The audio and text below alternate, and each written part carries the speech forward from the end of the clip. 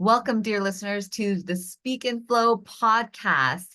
This is where we dive into the art of communication and leadership development. I'm so glad you're here. Today's powerful episode is about breaking the glass ceiling and how our communication can propel you to new heights.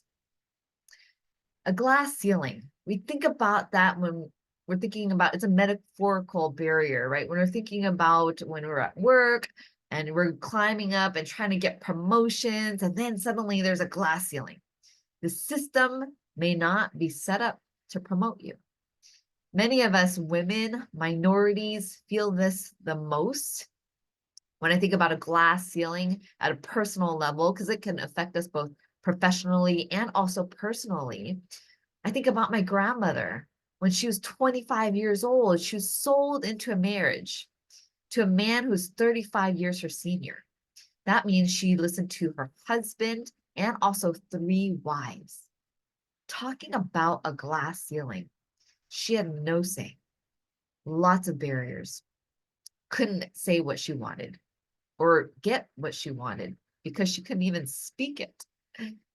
Most of our glass ceilings are actually, they're not as difficult and challenging as my grandmother. In fact, most of our own glass ceilings are our own. They come from ourselves, and I call those communication barriers. These are the barriers that sound something like, I don't know if I should say this. I don't know if I have all the information. I better not say it. I'm not ready yet. It's our own doubt preventing us from speaking up. Think about when you're in a team meeting and there's lots of people talking and they seem to know it all. They have all the information and you're sitting there thinking, should I say something? Is it my time? I don't want to interrupt them. So we place our own communication glass ceilings upon ourselves. So whether the system is not set up for us, let's not consider that right now, but let's think about our own, because we can control ourselves. So what are our own communication glass ceilings that we want to break through? Because when you do, you can start to be seen, heard, and respected as the leader that you know you are. And so today we're going to dive into how to do this. This hits home for me. I know this personally and all too well. As I mentioned, I was not given a good communication model or role model. And so when I went to work for corporate, it was hard for me. I did what I was told and worked really, really hard. And then suddenly I get an email one day. I've been in this company 15 years. I get an email. It was an announcement that a new hire gets promoted before me. It was all of my effort.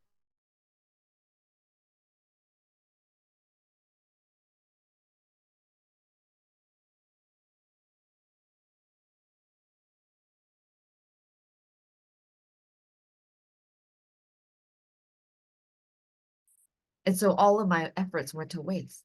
And I noticed that this person that did get promoted was a better speaker than me, had the right connections, was communicating and meeting with the right people, putting himself out there. And at that point, for better or for worse, it propelled me to get better as a speaker. So I was not born with a gift to communicate and speak publicly. And here I am 20 years later, got all the tools and techniques. And now here I'm sharing this from a deeply rooted hurt. But now I have this passion to help so many others. And so I encourage you to really take a moment and take these tips for you today, because I want you to break that glass ceiling. And so here's how to increase your communication confidence and influence. Self-awareness, regulating your emotion, listening to others, setting your boundaries and communicating them, and storytelling.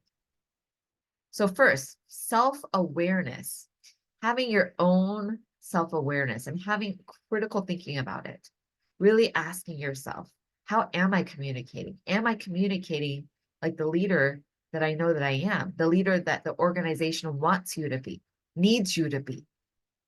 Am I avoiding conflict? Am I avoiding opportunities to speak up? Or on the opposite side, am I speaking up and being aggressive, trying to demand my way? On both sides of the continuum, I want you to just really do some self-reflection and ask yourself where you are, because that will give you the baseline, right? You're not going to change overnight, but at least you can start to take steps once you have acknowledged your baseline. And then you regulate your emotion. 2, right? Emotion regulation, managing your emotion, whether you are nervous because you don't want to speak up or whether you're angry because you're not getting your way. Both, you want to start to regulate your emotion using breath, right? It's a visceral feeling. It's so instinctive. So you have to learn how to use your breath. And I'm sure you heard it all the time, but this is so true. If this helps, I take cold showers because it forces me to be uncomfortable. And then I do deep breaths. I do the box breathing technique. In for 4, hold it for 4, 2, 3, 4, and all the cold water is dripping on me and I'm freezing, and I just exhale to try to slow down my nervous system. So whether you're nervous or angry, you're slowing down that nervous system, slowing down the emotion, calming it.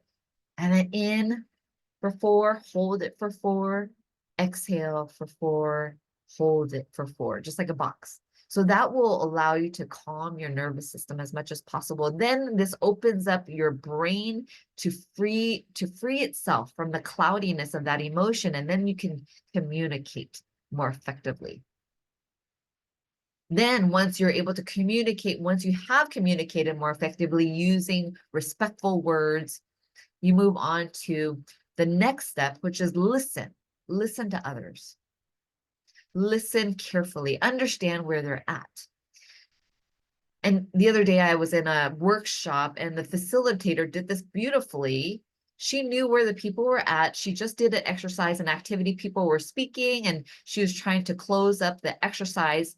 And a person in the audience just kept on speaking, kept on talking. She's trying to reconvene people.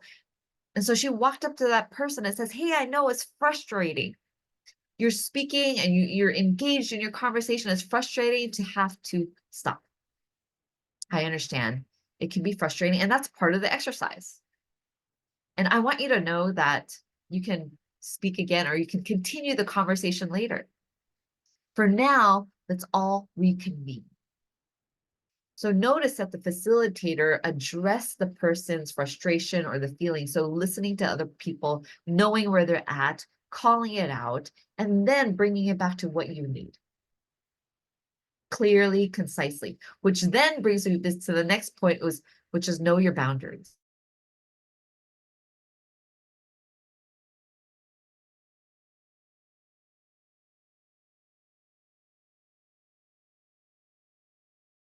Far and have no regrets and no apology to communicate that. If someone is giving you too much and burdening you too much with more tasks, more things, your kids, your boss, you can kindly say, "Hey, I cannot possibly take on this. I want to." You can acknowledge the importance of the task. "I know this task is very important, and I cannot take on this task without sacrificing my own energy or without sacrificing quality of the other things that I am committed to doing." And not apologize. And lastly, use storytelling. Storytelling is a powerful communication technique. Most people want to just, hey, just say it like it is. Here are the facts. This is what we need to do to demand it. Or you can inspire action with stories.